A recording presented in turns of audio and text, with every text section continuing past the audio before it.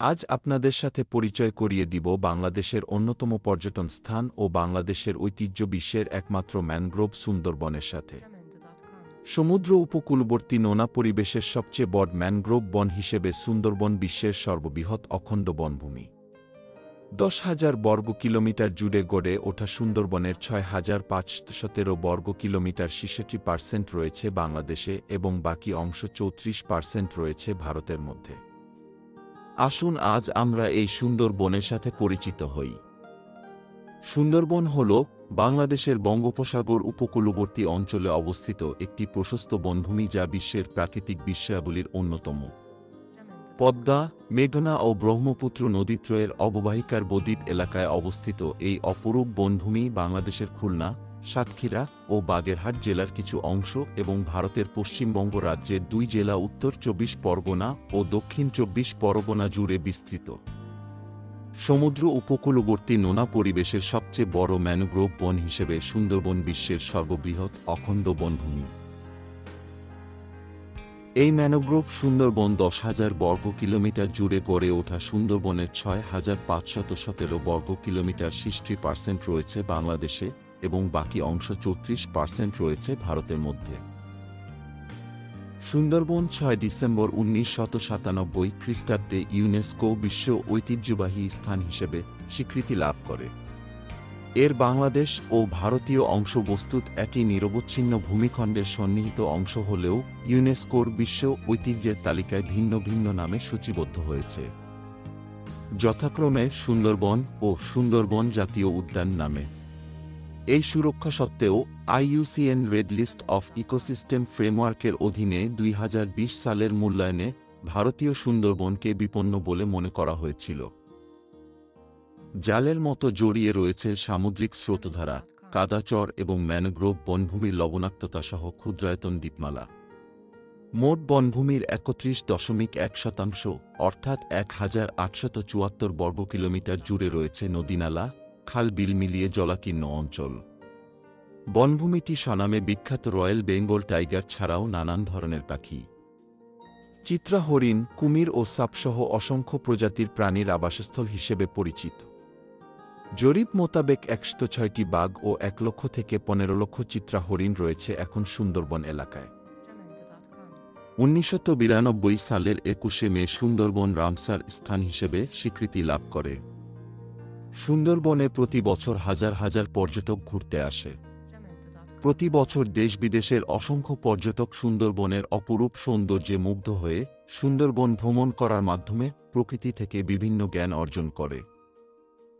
সুন্দরবনে সর্বাধিক প্রচুর গাছের প্রজাতি হল সুন্দরী এবং গেওয়া। বনে 290 প্রজাতির পাখি, 120 প্রজাতির মাছ, 42 প্রজাতির স্তন্যপায়ী, 35 প্রজাতি সরীসৃপ এবং 8টি উভচর প্রজাতি সহ 453টি প্রজাতির বন্যপ্রাণীর বাসস্থান রয়েছে।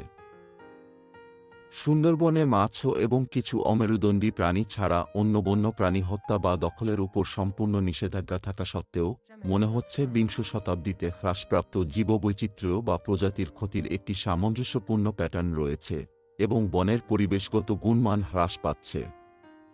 পশ্চিমবঙ্গের সুন্দরবন জাতীয় উদ্যানের প্রশাসন ও ব্যবস্থাপনার দায়িত্ব বন অধিদপ্তরের। বাংলাদেশে 1993 সালে বন সংরক্ষণের জন্য একটি বন চক্র তৈরি করা হয় এবং এরপর থেকে প্রধান বন সংরক্ষকদের নিযুক্ত করা হয়েছে। উভয় সরকারের কাছ থেকে সংরক্ষণের প্রতিশ্রুতি সত্ত্বেও সুন্দরবন প্রাকৃতিক এবং মানবসৃষ্ট উভয় কারণে হুমকির মুখে রয়েছে। 2007 সালে ঘূর্ণিঝড় সিডরের ভূমিধ্বসের কারণে প্রায় 40% সুন্দরবন ক্ষতিগ্রস্ত হয়। সমুদ্রের জলস্তর বৃদ্ধি এবং স্বাদুপানির সরবরাহ হ্রাসের কারণে বনটি বর্ধিত স্যালিনিটিতেও ভুগছে। আবার 2009 সালের মে মাসে ঘূর্ণিঝড় আইলা ব্যাপক হতাহতের সাথে সুন্দরবনকে বিধ্বস্ত করে। এই ঘূর্ণিঝড়ে কমপক্ষে 1 লক্ষ মানুষ ক্ষতিগ্রস্ত হয়। প্রস্তাবিত কয়লা চালিত রামপাল বিদ্যুৎ কেন্দ্রটি বাংলাদেশের খুলনার বাগেরহাট জেলার রামপাল উপজেলায় সুন্দরবন থেকে 14 কিলোমিটার 8.7 মাইল উত্তরে অবস্থিত। ইউনেস্কোর 2016 সালের একটি প্রতিবেদন অনুসারে এই অনন্য ম্যানগ্রোভ অরণ্যের আরও ক্ষতি করবে বলে ধারণা করা হচ্ছে। বাংলায় সুন্দরবনের আক্ষরিক অর্থ সুন্দর জঙ্গল বা সুন্দর বনভূমি। সুন্দরী গাছ থেকে সুন্দরবনের নামকরণ হয়ে থাকতে পারে, যা সেখানে প্রচুর জন্মায়। অন্যান্য সম্ভাব্য ব্যাখ্যা এরকম হতে পারে যে এর নামকরণ হয়তো হয়েছে সমুদ্রবন বা চন্দ্রবন্ধে বাঁধে প্রাচীন আদিবাসী থেকে। তবে সাধারণভাবে ধরে নেওয়া হয় যে সুন্দরী গাছ থেকেই সুন্দরবনের নামকরণ হয়েছে। সুন্দরবন স্থানীয়ভাবে বাদা বা হুলবন, সুলবন, মাল, মহাল হিসেবে পরিচিত। বাদা মানে জোয়ার ভাটা বয়ে যায় যে বনে। ব্রিটিশ উপনিবেশের সময় এই বাদার নাম হয়ে যায় মহাল, মধুমহাল, গোলমহাল। মুঘল আমলে ১২৩ ও পরে ১২৩ স্থানীয় এক রাজা পুরো সুন্দরবনের ইজারা নেন। ঐতিহাসিক আইনি পরিবর্তনগুলোর কাঙ্ক্ষিত যেসব মৌলিক পরিবর্তন হয়েছে তার মধ্যে রয়েছে বিশ্বের প্রথম ম্যানোগ্রোভ বন হিসেবে স্বীকৃতি পেয়ে বিজ্ঞানভিত্তিক তত্ত্বাবধানের অধীনে আসা। ১৭৫৭ সালে ইস্ট ইন্ডিয়া কোম্পানি কর্তৃক মুঘল সম্রাট দ্বিতীয় আলমগীর এর কাছ থেকে স্বত্বাধিকার পাওয়ার পরপরই সুন্দরবন এলাকার মানচিত্র তৈরি করা হয়। বনাঞ্চলটি সাংগঠনিক ব্যবস্থাপনার আওতায় আসে ১৮৬০ খ্রিস্টাব্দের দিকে ভারতের তৎকালীন বাংলা প্রদেশে বন বিভাগ স্থাপনের পর থেকে। অষ্টাদশ শতাব্দীর শুরুতে সুন্দরবনের আয়তন বর্তমানের প্রায় দ্বিগুণ ছিল। বনের উপর মানুষের অধিক চাপ ক্রমান্বয়ে এর আয়তন সংকুচিত করেছে। ১৮২৮ সালে ব্রিটিশ সরকার সুন্দরবনের স্বত্বাধিকার অর্জন করে। এল.টি. হোজে ১৮২৯ সালে সুন্দরবনের প্রথম জরিপ কার্য পরিচালনা করেন। ১৮৭৮ সালে সমগ্র সুন্দরবন এলাকাকে সংরক্ষিত বন হিসাবে ঘোষণা দেয়া হয়। ১৯৪৭ সালে ভারত ভাগের সময় সুন্দরবনের ৬,৫১৭ বর্গ কিলোমিটার বাংলাদেশ অংশে পড়ে, যা বাংলাদেশের আয়তনের প্রায় ৪.৩% এবং সমগ্র বনভূমির প্রায় ৬৬%।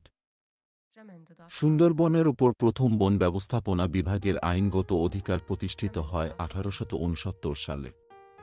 ১৯৬৫ সালের বন আইন ধারা ৮ মোতাবেক সুন্দরবনের একটি বড় অংশকে সংরক্ষিত বনভূমি হিসেবে ঘোষণা দেয়া হয় ১৮৭৫-৭৬ সালে। পরবর্তী বছরের মধ্যেই বাকি অংশ সংরক্ষিত বনভূমির স্বীকৃতি পায়। সুন্দরবনে নানা প্রজাতির প্রাণী রয়েছে।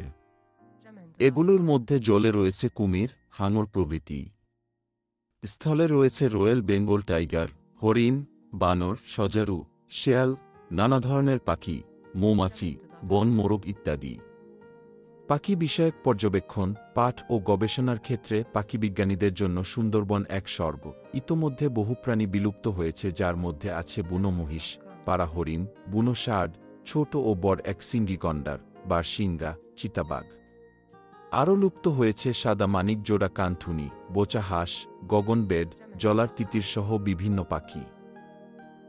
সুন্দরবনের জনসংখ্যা ৪ মিলিয়নের বেশি, কিন্তু এর বেশিরভাগই স্থায়ী জনসংখ্যা নয়। বাংলাদেশের দক্ষিণ পশ্চিমাঞ্চলের অর্থনীতিতে যেমন, ঠিক তেমনি জাতীয় অর্থনীতিতেও সুন্দরবনের গুরুত্বপূর্ণ ভূমিকা রয়েছে। এটি দেশের বনজ সম্পদের এক বৃহত্তম উৎস। এই বন কাঠের উপর নির্ভরশীল শিল্পে কাঁচামাল যোগান দেয়।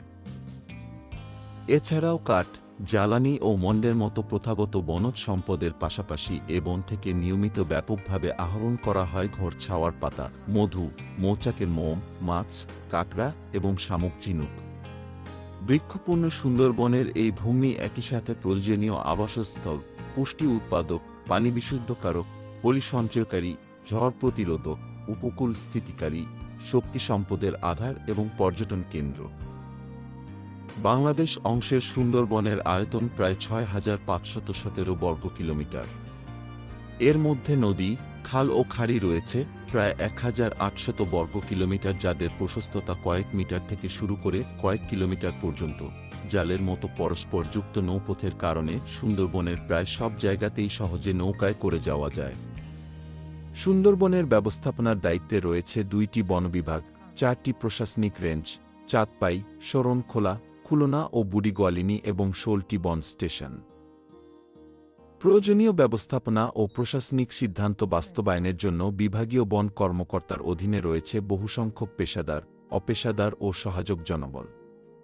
৪টি বন রেঞ্জের অধীনে থাকা ৫৫টি কম্পার্টমেন্ট নদী, খাল, খাড়ির মতো প্রাকৃতিক বৈশিষ্ট্য অনুযায়ী বিভক্ত। ১৯৭৭ সালে বাংলাদেশ বন্যপ্রাণী সংরক্ষণ আইন 1973 অনুযায়ী বাংলাদেশে 3টি অভয়ারণ্য প্রতিষ্ঠিত হয়েছে। এগুলো হল সুন্দরবন পূর্ব বন্যপ্রাণ অভয়ারণ্য, সুন্দরবন দক্ষিণ বন্যপ্রাণ অভয়ারণ্য ও সুন্দরবন পশ্চিম বন্যপ্রাণ অভয়ারণ্য। অপারেশন সুন্দরবন বাংলাদেশের একটি আসন্ন রোমাঞ্চকর পূর্ণদৈর্ঘ্য চলচ্চিত্র। সুন্দরবনকে জলদস্যু মুক্ত করার অভিযান নিয়ে চলচ্চিত্রটি নির্মাণ করেছেন দীপঙ্কর সেনগুপ্ত দীপন। মহাপ্রাণ সুন্দরবন রক্ষার আন্দোলন 6ষ্ঠ বছর পার করে 7ম বছরে পা দিল।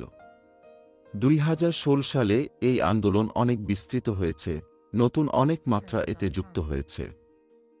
শুধু দেশে নয়, আন্তর্জাতিকভাবেও সুন্দরবন গভীর উদ্বেগ ও দৃঢ়সংহতি সৃষ্টি করেছে। রামপাল বিদ্যুৎ কেন্দ্রসহ সুন্দরবন বিনাশী সব প্রকল্প বাতিলের পক্ষে জনসমর্থন প্রবল।